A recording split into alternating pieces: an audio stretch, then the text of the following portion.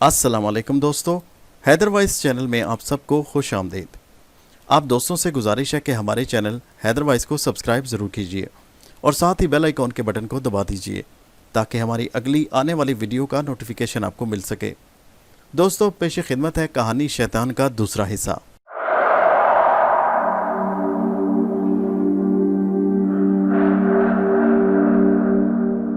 निगार दिल की गहराइयों तक पहुंच चुकी थी और उसके बाद डॉक्टर इलियास और मिसेज इलियास की कोशिशों से ये मरहला तय हो गया। निगार से मेरी मुलाकात कराई गई और डॉक्टर इलियास का कहना था, जो बिल्कुल दुरुस्त था, कि उसका सिर्फ चेहरा मुलायम नहीं था बल्कि उसकी बातें भी बहुत शगुफ्ता थी कि बेइख्तियार आदमी का दिल उसकी तरफ खींचता चला जाए।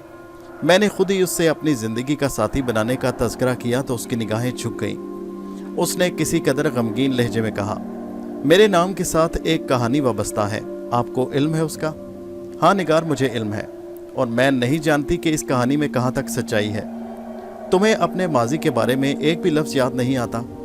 यहीं पर आकर तो मैं सोचती हूँ कि हो सकता है वाकई मेरे अंदर कोई ऐसी कमी हो, लेकिन इंसानी खून, ये सोच ही मुझे पागल कर देती है। आप खुद सोचिए, मैं चेहरे से ऐसी नज़र आती हूँ आपको? बिल्कुल नज़र आती हो निगार, और मैं सही मायनों में तुम्हें अपनी ज़िंदगी का साथी बनाकर अपने आप को सही खुश नसीब ख्याल करूँगा। मेरी बात सुनकर उसकी आंखों में आंसू आ गए। उसने कहा, शाहिद साहब, दर हकीकत मैंने तो ये फैसला कर लिया था कि जब तक ये हस्पताल वाले मुझे बर्दाश्त करते रहेंगे मैं यहाँ रहूँगी और उसके बाद कहीं और निकल जाऊँगी। मैंने ज़िंदगी में खुशियों का तो तसव्वुर ही नहीं किया था। आप अगर खलूस के साथ मुझे अपनी ज़िंदगी में शामिल करना चाहते हैं तो इससे बढ़कर मेरे लिए क्या खुशनसीबी होगी। ना उसका कोई सरपरस्त था और ना मेरा। डॉक्टर इलियास और भाभी जान हमारे सरपरस्त बन गए और नहायत सादगी से डॉक्टर इलियास के फ्लैट में मेरा निगार से निकाह हो गया और उसके बाद निगार मेरे फ्लैट में आकर आबाद हो गई। उसके बारे में जो कुछ सुना था उससे ज़्यादा पाया। ऐसी खिदमत गुजार और मोहब्बत करने वाली लड़की कि मुझे उन लोगों की दिमागी कैफियत पर शुबा होने लगा जिन्होंने उसे दिमागी मरीज करार दिया था। अलबत्ता कभी कभी एक एहसास मेरे जहन में बेदार होता कि ये इसका माजी क्या है, वो कौन है और अपने माजी के बारे में क्यों नहीं जानती। अक्सर मेरे उसके दरमियान इस मौजू पर गुफ्तगू भी होती और उसने ठंडी सांसें भरते हुए कहा, अजीब लगता है शाहिद, मुझे बहुत अजीब लगता है जब मैं सोचती हूँ कि मेरे कोई भी अजीज़ और रिश्तेदार नहीं, ना मेरे वालिदैन ना बहन भाई, वो सब खोकर मुझे बहुत अफसोस है और बिलाखिर मैं उनकी ज़िंदगी से निकल चुकी हूँ। लेकिन ऐसा क्यों हुआ? अगर वो थे तो उन्होंने मुझे ढूंढने की कोशिश क्यों नहीं की? उन्होंने क्यों यकीन कर लिया कि मैं अब इस दुनिया में नहीं? बाज़ औक़ात ये सोचती हूँ तो मेरा दिल बहुत अजीब सा हो जाता है। लेकिन इस दुनिया में मेरे जैसे और भी लोग होंगे जो अपनी शनाख्त ही न रखते हों, जो अपने आप में ऐसे रहे हों कि उन्हें अपने माजी का कोई सिरा न मिलता हो। कैसे दुख की बात है शाहिद कि मेरा अपने माजी से राब्ता टूट चुका है। वो कौन सा हादसा था जिसने मेरी यादाश्त छीन ली और मेरी ज़िंदगी का एक तवील अरसा निगल लिया? न जाने वो कौन सा लम्हा था। ऐसे मौके पर वो रोने लगती और मेरे दिल में उसके लिए बड़ा नरम गोशा पैदा हो जाता। मैंने उसे एक शौहर का मुकम्मल एतमाद दिया और उसने मेरे इस एतमाद को कभी मजरू नहीं किया। मैं उस पर पूरा भरोसा करता था। हमारे फ्लैटों के बिल्कुल सामने कुछ और फ्लैट बने थे। दरमियानी फासला ज़्यादा नहीं था, बस एक सड़क दरमियान में थी। सामने वाले फ्लैट में एक शख्स आकर अजीबो गरीब शक्ल का मालिक था। न जाने क्यों उसकी शक्ल देखकर मुझे गुस्सा आने लगता, या फिर उसका अंदाज ही ऐसा था। बालकनी में आकर खड़ा होता तो इसी जानिब देखता रहता। कई बार मैंने उसे चोर निगाहों से देखा, वो इधर ही देख रहा होता। उसके इधर देखने की क्या वजह थी? बार बार मुझे गुस्सा आया और एक बार खुसूसी तौर पर निगार ने भी जिक्र किया, ये आदमी कुछ अजीब सा लगता है, गालिबन अकेला रहता है, कभी इसके फ्लैट में किसी और को आते जाते नहीं देखा गया, लेकिन जब भी देखो यहाँ खड़ा होता है। एक आध बार मैं किसी काम से नीचे उतरी तो मैंने महसूस किया कि ये खुद भी नीचे उतर रहा है। मेरे दिल में गुस्से की लहर दौड़ गई। उसने कहा, मैंने कहा, फिर ठीक है, अगर ऐसी बात है तो मैं इससे निपट लेता हूँ। नहीं नहीं शायद बिला वजह हम किसी से क्यों झगड़ा मोल लें? मेरा क्या बिगाड़ लेगा? अगर कभी इसने कोई बदतमीज़ी करने की कोशिश की तो मैं इसे जवाब दूंगी। लेकिन मेरे दिल में उस आदमी के लिए नफरत बढ़ने लगी। मैं जो ज़िंदगी गुजार चुका था वो ऐसी नहीं थी कि मैं किसी से हार मानकर खामोश बैठ जाऊं। मैंने खुद देखा था कि वो मरदूद इसी तरफ देखता रहता। उसके चेहरे पर जो आसार उस वक़्त नज़र आते वो इंतहाई गुस्सा दिलाने वाले होते। इस दौरान डॉक्टर इलियास भी वो फ्लैट छोड़कर चला गया। उसने अपना घर बना लिया था। डॉक्टर इलियास अगर यहाँ होता तो शायद ये मसला किसी दूसरे तरीके से हल होता, लेकिन इन दिनों मेरे जहन में बुरी तरह जो पक रहा था, मैं सोच रहा था कि क्या तरीका इख्तियार किया जाए। इस शख्स से मुलाकात करूं और उसे इसकी बदतमीज़ी के बारे में बताऊं, फिर किसी वक्त सोच आती कि इसे पकड़कर इसका दिमाग दुरुस्त कर दूं। लेकिन बात वाकई रसवाई की थी। लोगों को पता चलता तो वो क्या कहते। जुबान चलाने वालों की जुबान कौन पकड़ सकता है। न जाने कौन किस अंदाज में सोचता, यही सोचकर खून के घूंट पी कर रह जाता। लेकिन फिर मेरी जिंदगी में वो मनहूस रात आ गई जिसने मेरी जिंदगी को तहवाला कर दिया। मैं किसी काम से गया हुआ था, अक्सर चला जाता और इन लम्हात में निगार घर में अकेली होती। उसने एक दो जगह ताल्लुकात पैदा कर लिए और अक्सर औरतें भी हमारे घर में आती जाती। रात को तकरीबन 11:45 बजे जब मैं घर के दरवाजे पर पहुंचा तो खिलाफे मामूल मैंने दरवाज़ा खुला पाया। मैं हैरान सा खुले दरवाजे से अंदर दाखिल हुआ। अंदर रोशनी थी और सामने ही सोफे पर निगार बड़े अजीब से अंदाज में पड़ी नजर आई, लेकिन उसे करीब से देखकर मेरा दिल उछलकर हलक में आ गया। उसके होठों पर खून जमा हुआ था। दाएं रुखसार और दाएं आंख के नीचे गोश्त फटा था। बाएं रुखसार पर भी एक अजीब सा निशान था। आंख के गिर्द स्याह हल्का था। दाएं पेशानी भी जख्म आलूद थी। वो बहुत बुरे हाल में थी। मेरे हलक से चीख निकल गई। ये क्या हुआ निगार? उसने मुझे आंखें खोलकर देखा और फिर उसकी आंखों में आंसू आ गए। कहने लगी, उस कमीने ने, उस कुत्ते ने मुझ पर हमला किया, वही सामने फ्लैट वाला। मेरे बदन में चिंगारियां भर गईं और फिर वही हो गया जिसे अब तक मैं टालता आया था। मैंने निगार को बगौर देखा। वो सिसकियां लेने लगी। मैंने उसे बाल दुरुस्त किए और उसे बाजू से पकड़कर खड़ा किया और बोला, आओ निगार, आओ, हिम्मत करो, मेरे साथ चलो। देखो, मुंह से आवाज़ ना निकालना। जो कुछ मैं करूं मुझे खामोशी से करते रहने देना, वरना मैं खुदकुशी कर लूँगा। शाहिद, तुम क्या करोगे? मैंने कहा, 1 मिनट रुको। मैं अंदर चला गया। बावर्ची खाने से मैंने एक तेज़ धार छुरी निकाली और उसे अपने लिबास में छुपा लिया। आज फिर मेरे जहन में अमीन भाई आ गए। मैंने उनके साथ जो कुछ किया था, उसके बाद जो ज़िंदगी मैंने गुजारी थी, वो एकदम से मुझ पर दोबारा मुसल्लत हो गई। मैं अब इस कमीने को जिंदा नहीं छोड़ूंगा। मैंने निगार का हुलिया देखा, फिर उसका बाजू पकड़कर आहिस्ता से दरवाजे की जानिब बढ़ा। वो उठते हुए बोली, मैं जूता पहन लूं? मैंने उसे जूता पहनने की इजाज़त दी। मैंने उससे मजीद कोई सवाल नहीं किया। चारों तरफ खामोशी और सन्नाटे का राज था। मैं सामने वाली बिल्डिंग के दरवाजे से अंदर दाखिल हुआ और उस फ्लैट के सामने पहुंच गया जिसमें वो रहता था। दरवाज़ा बंद था। मैंने आहिस्ता से दस्तक दी और थोड़ी ही देर के बाद अंदर रोशनी हुई। दरवाज़ा खुल गया। दरवाज़ा खोलने वाले को मैंने एक लम्हे के लिए भी संभलने का मौका नहीं दिया। मेरी लात उसके पेट पर पड़ी और उसके हलक से चीख निकल गई। मैंने उसे पहचान लिया, वही शख्स था। निगार मेरे साथ अंदर दाखिल हुई और मैंने उस पर हमला करके उसके दोनों हाथ अपनी गिरफ्त में कर लिए। पीछे की जानिब हाथ मोड़े। वो हरकत करने के काबिल नहीं रहा। तकलीफ की शिद्दत से उसके हलक से चीखें निकलने लगी। फिर उसने खौफजदा लहजे में पूछा, ये सब क्या है? मैं पूछता हूँ, ये क्या है? तुम तो मगर मैंने उसे जुमला पूरा करने का मौका नहीं दिया। अचानक ही मैंने उसके दोनों हाथों को एक जानिब घुमाया और जैसे ही उसका मेरा चेहरा सामने आया, मेरा एक जोरदार घोंसा उसके जबड़े पर पड़ा। जबड़े की हड्डी चटकने की आवाज़ सुनाई दी और उस शख्स के मुंह से एक खौफनाक आवाज़ निकली। उसका मुंह खून में डूब गया। मैं पूछता हूँ, मैंने किया क्या है? कुछ बताओ तो सही, मुझे कुछ बताओ तो सही। उसकी आवाज़ बामुश्किल निकली। मैंने निगार की जानिब देखा। निगार का चेहरा सुर्ख हो रहा था। उसने दांत पीसते हुए कहा, कमीने कुत्ते जलील, अब मासूम बनता है? मैं तुझे नहीं छोड़ूंगी। मैं तुझे किसी कीमत पर जिंदा नहीं छोड़ूंगी। मैंने निगार को अपनी कलाई से पीछे हटाया और उस शख्स को गर्दन से पकड़कर ऊंचा उठा लिया। मेरी कुव्वतें इंतहाई हद तक बढ़ गईं। मैंने उसे ज़मीन पर दे मारा और उसके बाद अपने लिबास में छुपा हुआ चाकू निकाला। इसके साथ ही मैंने उसके मुंह पर हाथ जमाया ताकि वो चीख न सके। मुझ पर खून सवार हो रहा था और दूसरे ही लम्हे मैंने तेज़ धार चाकू उसके नरखरे पर फेर दिया। उसका पूरा जिस्म तड़पा और मुझे उसे संभालने में काफ़ी दिक्कत पेश आई। उसकी गर्दन से खून उछल रहा था। मैं उठकर पीछे हो गया ताकि मेरा लिबास दागदार न हो। मैंने उस बदबख्त को फना कर दिया जिसने मेरी इज्जत पर हाथ डालने की कोशिश की थी। हम उसके तड़पने का मंजर देखते रहे। उसके बाद मुझे होश आ गया। मैंने सोचा कि जो कुछ मैं कर चुका हूँ उसे छुपाना ज़रूरी है। अब तक किसी ने मुझे या निगार को यहाँ आते नहीं देखा था। हमारी वापसी भी इसी अंदाज में होनी चाहिए। मैं निगार का बाजू पकड़े फ्लैट में आ गया। शुक्र था कि उस वक्त रात की खामोशी और सन्नाटे की वजह से हमें देखने वाला कोई नहीं था। खून आलूद चाकू मैंने गुस्लखाने में ले जाकर धोया और फिर अपने लिबास पर निगाह दौड़ाई। खून की कुछ छींटें मेरे लिबास पर थीं। मैंने निगार से कहा, दरवाज़ा बंद कर लो और इत्मीनान से अपना लिबास तब्दील करो। उसके बाद हम सोचेंगे कि हमें क्या करना है। तुम्हारी ये कैफियत किसी को मालूम नहीं होनी चाहिए, या फिर मैं तुम्हें बता दूंगा अगर किसी से तुम्हारी मुलाकात हो तो क्या कहना है। मैं निगार को ये हिदायत देकर गुसल खाने की तरफ बढ़ गया। मेरे गुसल खाने की अकबी खिड़की का रुख उसी जानिब था जहाँ से वो फ्लैट नजर आता था। मैं गुसल खाने की लाइट जलाकर अपने लिबास के खून आलूद धब्बे धोने लगा। ये लिबास ज़ाया ही करना पड़ेगा, इसका बाकी रहना नामुनासिब है। शुक्र है किसी ने हमें देखा नहीं। निगार बहुत काबिल एतमाद लड़की है, वो भला किसी को क्यों बताएगी कि मैंने क्या किया है। वैसे भी जाहिर है कि मैंने उसी की बेइज्जती का बदला लिया। दिल में अजीब से ख्याल आ रहे थे। निगार के बारे में मैंने सोचा कि उसे कहानी बता दूंगा, ताकि अगर कोई उससे सवाल पूछे तो उसे ये कहानी सुना दे। कहानी ये होगी कि मैं कभी कभार दोस्तों में बैठता हूँ। पिछली रात दोस्तों ने शराब पिला दी और शराब पीने के बाद मैं घर में दाखिल हुआ। मैंने निगार को मारा पीटा। बस यही कहानी मुनासिब रहेगी। मैंने खिड़की से उस फ्लैट की जानिब देखा जिसकी बालकनी से वो इधर देखता रहता था। अब उसकी मनहूस लाश सुबह को मिलेगी। मैंने तो कोई ऐसा निशान नहीं छोड़ा जिससे मेरे पर शक पड़ सके।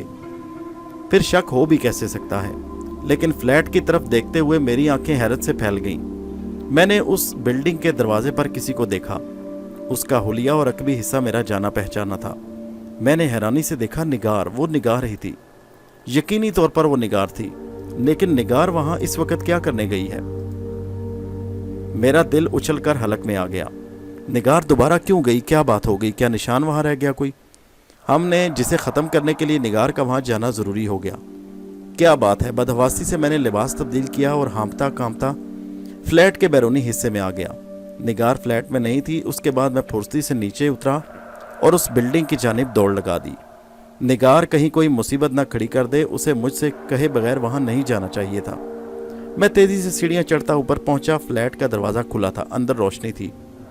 मैंने मोहतात निगाहों से चारों तरफ देखा और खुले दरवाजे से अंदर दाखिल हो गया। लेकिन रोशनी में एक होलनाक मंजर मेरी निगाहों के सामने था। निगार उसकी लाश पर झुकी थी और उसके होंठों पर खून लगा हुआ था। रुखसार और पेशानी पर भी खून के धब्बे नजर आ रहे थे। उसकी हालत उस वक्त बिल्कुल वहशी दरिंदों जैसी थी। उसने आंखें उठाकर मेरी तरफ देखा। उन आंखों में अजीब सा खुमार था और उसकी लंबी जुबान बार बार अपनी ठोड़ी और अतराफ में बिखरे खून को चाट रही थी। मेरा सांस रुकने लगा। नीचे से चौकीदार की सीटियों की आवाज़ें सुनाई देने लगी। ये सोचने समझने का वक्त नहीं था। मैंने जल्दी से आगे बढ़कर निगार को उठाया, उसका मुंह उसी के कपड़ों से साफ किया और उसे लेकर तेजी से नीचे सीढ़ियां उतरने लगा। चौकीदार के पहुंचने से पहले पहले हमें उस बिल्डिंग से निकलना था। शायद चौकीदार नीचे कहीं करीब ही था, मगर शुक्र था कि हम उसके पहुंचने से पहले उस बिल्डिंग से निकल आए और तेजी से अपने फ्लैट के जाने बढ़े। फ्लैट के अंदर पहुंचकर मैंने निगार को देखा। वो मुझे उस वक्त बड़ी अजीब सी लग रही थी, मगर जैसे ही हम अपने फ्लैट में पहुंचे जैसे वो पुरसुकून हो गई। उसे गुजरे लम्हात बिल्कुल भूल चुके थे। मेरे लिए एक नई मुसीबत खड़ी हो गई थी। जरा देर को उसकी हालत संभली तो मैंने उससे सवालात शुरू कर दिए। निगार, ये क्या हरकत थी? ये तुमने क्या किया? तुम्हें इंसानी खून चाटने की आदत कहाँ से पड़ी? मुझे बताओ। वो मेरी तरफ देखने लगी। उसके हवास अब बहाल हो चुके थे। उसने कहा कि मैं बिल्कुल नहीं जानती मैं वहाँ कैसे पहुंची। यकीन मानो शाहिद, मैं बिल्कुल नहीं जानती। मैं उसकी तरफ अजीब सी नज़रों से देखता रहा। अब तो मुझे भी उससे खौफ आने लगा था। मैं इस चशोपंच में पड़ गया कि अब मुझे क्या करना चाहिए। बड़ी अजीब सी सूरत हाल थी।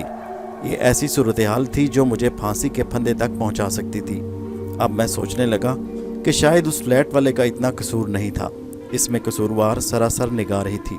मैं काफ़ी देर वहीं बैठा सोचता रहा। फिर मैंने एक फ़ैसला कर लिया। मैंने कहा, जल्दी से अपने कपड़े निकालो। मैंने ज़रूरी सामान इकट्ठा करना शुरू किया। हमें आज रात ही इस फ्लैट को छोड़ना था। फ्लैट को ही क्या बल्कि इस शहर को छोड़ना था। फिर सोचने लगा कि दुकान का क्या करूँगा। फिर जहन में ख्याल आया कि अपने मुलाजिम से कह देता हूँ कि कुछ दिनों के लिए किसी रिश्तेदार के यहाँ जाना है। बाद में जब सूरत हाल थोड़ी नॉर्मल हो जाएगी तो वापस आकर देखूंगा कि दुकान का क्या करना है। फ़िलहाल मैं निगार को लेकर इस शहर से दूर निकल जाना चाहता था, वरना हमारे लिए यहाँ मौत ही मौत थी। पुलिस के हत्थे में चढ़ना नहीं चाहता था। दूसरा, निगार की कैफियत ने भी मुझे अजीब सी परेशानी में मुब्तला कर दिया था। अजीब सूरत हाल थी। टैक्सी पकड़ी, जल्दी से सामान रखा और पहले अपने मुलाजिम के घर पहुंचा। उसे बताया कि मुझे हंगामी तौर पर दूसरे शहर जाना पड़ गया है। वहाँ किसी मेरे रिश्तेदार की मौत हो गई है।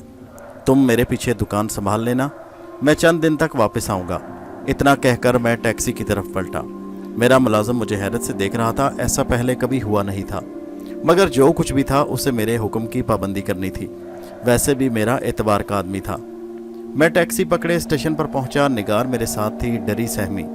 अब उसके चेहरे पर किसी किस्म का शायबा तक नहीं था कि अभी थोड़ी देर पहले उसने एक लाश का पूरा खून चाट लिया था। हम ट्रेन में सवार हुए। ट्रेन चल पड़ी। चंद घंटे की मुसाफत के बाद एक कस्बा नुमा स्टेशन पर ट्रेन रुकी तो मैं निगार को लिए उसी स्टेशन पर उतर गया। स्टेशन पर रश ना होने का बराबर था क्योंकि स्टेशन बहुत छोटा सा था, किसी कस्बे का स्टेशन था। छोटा सा कस्बा या गाँव नुमा। स्टेशन की इमारत बहुत छोटी सी थी जिसके बाहर स्टेशन मास्टर हाथ में झंडी पकड़े खड़ा था। ट्रेन हमारे सामने से आहिस्ता आहिस्ता वहां से गुजर गई। दूर गांव की रोशन बत्तियां नजर आ रही थी। आबादी स्टेशन से कुछ हट कर थी। हम दोनों सामान उठाए आबादी की तरफ बढ़ने लगे। हमारे पहुंचने तक सुबह का थोड़ा थोड़ा उजाला फैलने लगा था। कुछ किसान खेतों में हल चला रहे थे। हमारी तरफ हैरत से देखने लगे। मैंने एक किसान से कहा, हम परदेसी हैं, शहर की महंगाई से तंग आकर किसी कस्बे में रिहाइश के लिए आए हैं। हमें बराए मेहरबानी कोई ऐसी जगह बता दें कि हमें कोई मकान मिल जाए। किसान हैरत से हमारे हुलिये देखने लगा और हमारी तरफ देखते हुए कहने लगा, गाँव से तो लोग शहरों को जाते हैं, मैं पहली दफ़ा देख रहा हूँ क्योंकि शहरी बाबू गाँव की तरफ आया है। खैर गाँव में तो कोई ऐसा मकान किराए का नहीं। मैं उसकी बात सुनकर परेशानी से निगार को देखने लगा। अब क्या करें? मैंने बैग उठाया और वापसी के लिए पलटा। किसान मुझे आवाज़ देकर कहने लगा, रुको बाबू, कहाँ जाओगे? मैंने कहा, भाई मुझे किराए का मकान चाहिए, चाहे कस्बा हो या छोटा सा गांव, मुझे इस बात से कोई गर्ज नहीं। मैं मेहनती हूँ, अपनी मेहनत से कमा कर खाना जानता हूँ, मुझे तो इस वक्त रिहाइश चाहिए। ये कहकर मैंने कदम बढ़ा दिए। निगार भी मेरे पीछे चलने लगी। मैं भी चंद कदम ही चला हूँगा कि किसान ने पीछे से आवाज़ दी, बाबू रुको। मैं उसकी आवाज़ सुनकर रुक गया। वो दौड़ता हुआ मेरे पीछे आया। कहने लगा, बाबू लोग, तुम मुझे शहरी लोग लगते हो। हमारे गांव में तो तुम्हारे लायक ऐसी कोई जगह नहीं, ना ही कोई ऐसा मकान, क्योंकि गांव में तुम जानते हो किराए के मकान बहुत कम होते हैं। हाँ, अगर तुम रहना चाहो तो मेरे पास एक हल है। मैं हैरत से उसकी तरफ देखने लगा। हाँ बोलो बोलो। किसान कहने लगा, गांव के चौधरी की हवेली बहुत बड़ी है, वहां पर मेहमान खाना भी है, मगर मुझे यकीन है कि अनजान लोगों को वो मेहमान नहीं बनाता। और वैसे भी तुमने कौन सा 1-2 दिन रहना है, तुम तो कह रहे हो कि हम यहाँ रहने आए हैं, तो उसके लिए मेरे पास यही हल है कि तुम मेरे भैंसों के बाड़े में रह लो। मुझे वैसे भी वहाँ एक चौकीदार की ज़रूरत है, मैं तुमसे वहाँ रहने के पैसे नहीं लूँगा। मगर इतना कहकर वो रुका और हमारे हुलिये देखने लगा। तुम बाबू लोग हो, क्या तुम वहाँ पर रह सकोगे? वो तुम्हारे काबिल तो जगह नहीं। मैंने जल्दी से कहा, हाँ हाँ क्यों नहीं, तुम हमें ले चलो, हम वहाँ पर रह लेंगे। मैं फ़िलहाल किसी गुमनाम जगह रहना चाहता था, जैसी भी जगह हो। किसान ने सर हिलाया और हमें लेकर गांव की तरफ चल पड़ा। काफ़ी देर तक चलने के बाद कच्ची गलियों से होते हुए हम गांव के आखिरी हिस्से में पहुंच गए, जिसके आगे दूर तक खेतों और वीरान जंगल नजर आ रहा था। एक गंदा सा भैंसों का बाड़ा था, जिसके बाहर 3-4 भैंसें बंधी नजर आ रही थी। उसके साथ ही एक छोटी सी कोठली नमा और साथ एक और आगे कमरा। अजीब सी गोबर की बदबू हर तरफ फैली थी, मगर क्या करते, मजबूरी थी। उसने आगे बढ़कर एक कमरा खोल दिया और बताने लगा, बाबू ये कमरा रिहाइश का है, चलो आओ अंदर आओ। हम उसके साथ अंदर दाखिल हुए। कच्ची मिट्टी का फर्श और छतों पर शहतीर लगे हुए, बड़ा अजीब सा माहौल था। बाबू सामान रखो और बैठ जाओ, कुछ देर आराम करो। और हाँ, दाएं तरफ गुसल खाना मौजूद है। और बाबू तुम्हारा नाम क्या है? मैंने बैग रखते हुए कहा, शाहिद। बैठो निगार, मैंने निगार से कहा। किसान कहने लगा, अच्छा तुम लोग बैठो, मैं तुम्हारे लिए नाश्ता भेजता हूँ। मेरी बीवी रेशमा बहुत अच्छे पराठे बनाती है, तुम दोनों मुंह हाथ धो लो और अपनी थकावट दूर करो, मैं नाश्ता लेकर आता हूँ तो फिर बात करते हैं। किसान के जाने के बाद मैं निगार को देखने लगा। वो सर झुकाए मेरे सामने खामोश बैठी थी। मैं हैरत से देख रहा था, यकीन नहीं आता था कि ये वही निगार है जो कैसी शौक से उस लाश का खून चाट रही थी। मैं दिल ही दिल में बड़ा परेशान था कि कहीं खुदा ना ख्वास्ता इस पर किसी आसेब, किसी जिन चुड़ैल या भूत का साया तो नहीं, मगर फिलहाल तो कुछ कहा नहीं जा सकता। मैंने कहा, निगार उठो, मुंह हाथ धो लो। वो मेरे साथ चुपचाप उठी। हम दोनों बाहर निकल आए, गुसलखाने में गए, मुंह हाथ धोया और फिर नाश्ते के इंतज़ार में बैठ गए। भूख भी बहुत लग रही थी, मगर परेशानी और इस उधेड़ बुन में खाना पीना सब कुछ भूल चुका था। कोई आधे घंटे के बाद किसान वापस आया। उसके साथ एक 14-15 साल का एक लड़का था। दोनों हाथों में नाश्ते की ट्रे और चाय उठाए हुए थे। किसान बड़ा खुश इखलाक और बातूनी लग रहा था। कहने लगा, अरे शाहिद बाबू, आप अभी तक ऐसे ही बैठे हैं, चले ऊपर चारपाई पर हो जाइए, अपना ही घर समझिए, आप मेहमान नहीं हैं। और फिर उसने हमारे सामने नाश्ता रखा, गरम गरम पराठे, चाय का थर्मास और साथ कुछ सालन। अरे माफ़ करना बाबू, मैंने अपना नाम तो आपको बताया ही नहीं। मेरा नाम शमसुद्दीन है और मैं इस गांव का सबसे मेहनती किसान हूं। हर साल मेरी ही ज़मीन पर सबसे ज़्यादा अनाज उगता है और चौधरी से शाबाश भी मुझे ही मिलती है। शमसुद्दीन भाई, आपका बहुत शुक्रिया। आपने हमें रहने के लिए जगह भी दी और इतना अच्छा नाश्ता भी। आपकी बीवी बहुत मज़े का नाश्ता बनाती है, मैंने नवाला तोड़ते हुए कहा। हाँ बाबूजी, रेशमा बहुत अच्छा नाश्ता बनाती है, बल्कि खाना भी। आज आपको खाना भी मेरे घर से आएगा। अच्छा शाहिद बाबू, ये बताओ कि आपके पास कोई सामान, मेरा मतलब है कि कोई रसोई बावर्ची खाने का सामान या बाज़ार से लाना है? अरे हाँ शमसुद्दीन भाई, वो तो मुझे चाहिए होगा। क्या यहाँ से मिल सकता है? नहीं बाबू, यहाँ तो नहीं, लेकिन घबराने की कोई बात नहीं। हमारे गांव में तो दुकान नहीं, मगर साथ ही एक कस्बा है, वहाँ से हर चीज़ मिल जाएगी। आप दिन को मेरे साथ चलना, जो सामान ज़रूरत का होगा, और साथ ही मैं आपकी चौधरी साहब से भी मुलाकात कराता हूँ। ऐसा ना हो कि बाद में वो नाराज़ हों कि एक अजनबी मेहमान को तुमने गांव में रख लिया और मुझे बताया तक नहीं। शमसुद्दीन की बात पर एक लम्हे के लिए मेरे चेहरे पर एक साया सा लर्जा। मैंने सोचा फिर जो होगा देखा जाएगा, आखिर इस तरह कदर छुप छुप कर रहना भी तो मुमकिन नहीं। चौधरी से मिलने में क्या हर्ज है। शमसुद्दीन इतना कहकर चला गया। हमने नाश्ता किया और वहीं लेटकर सुस्ताने लगे और मैं अगली सूरत हाल पर गौर करने लगा। मैं जानबूझकर खुद निगार से कोई बात नहीं कर रहा था। मैं इस सारे मामले को सुलझाना चाहता था कि आखिर ये हकीकत क्या है। क्या निगार पर कोई जिन, भूत या चुड़ैल सवार हो जाती है? दोपहर तक हम आराम करते रहे। दोपहर को शमसुद्दीन आया तो कहने लगा, शाहिद बाबू चलो मेरे साथ, अगर कोई सामान ख़रीदना है। मैं उसके साथ चल पड़ा। मैंने निगार से कहा कि वो दरवाजे की कुंडी निकाले। शमसुद्दीन मुझे साथ लिए हुए गांव से बाहर निकल आया। गांव से निकलकर हम 2-2.5 किलोमीटर के फासले पर दूसरे कस्बे की तरफ चल पड़े। दूसरे कस्बे में जाने के लिए बैलगाड़ी भी मौजूद थी, मगर शमसुद्दीन कहने लगा, बाबू बातें करते हुए चलते हैं, वापसी में सामान होगा तो बैलगाड़ी में आ जाएंगे। मैंने कहा ठीक है।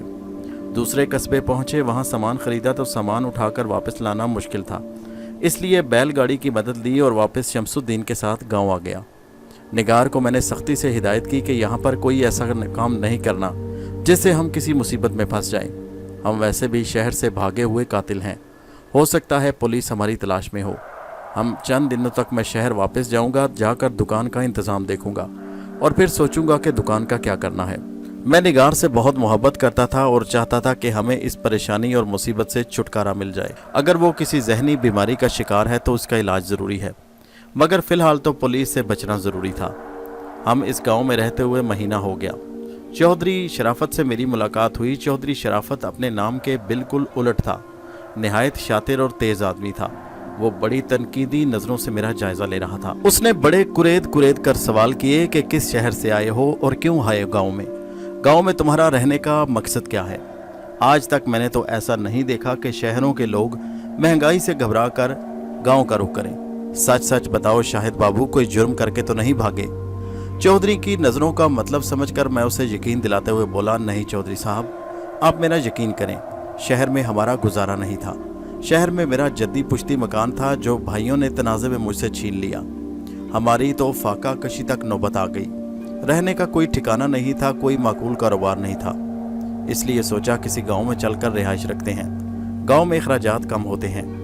खैर चौधरी मेरी बातों से मुतमईन हो गया और उसने मेरी बात पर यकीन कर लिया। चौधरी मेरी इज्जत करने लगा। वो मुझे पढ़ा लिखा और शहरी बाबू समझता।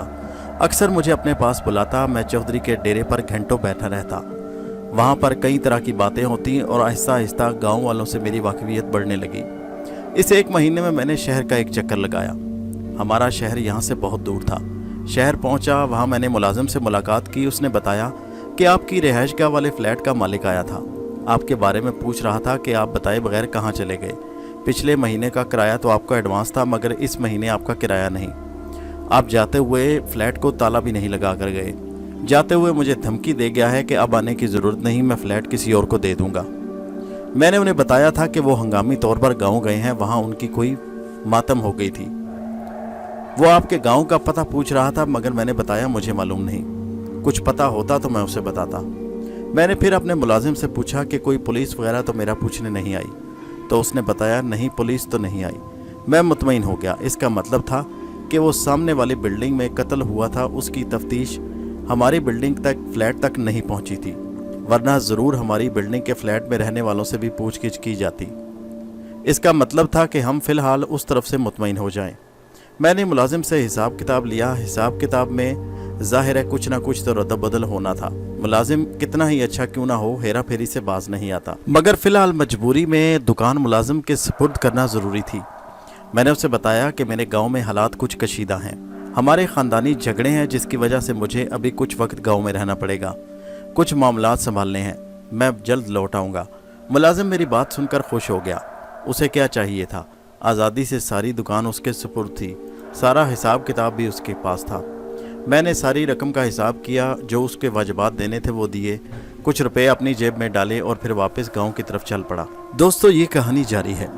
इस कहानी का अगला हिस्सा नेक्स्ट वीडियो में मुलाहिजा कीजिए और इस कहानी के बारे में नीचे कमेंट में ज़रूर बताइए और हमारे चैनल हैदर वाइज को सब्सक्राइब कीजिए। शुक्रिया।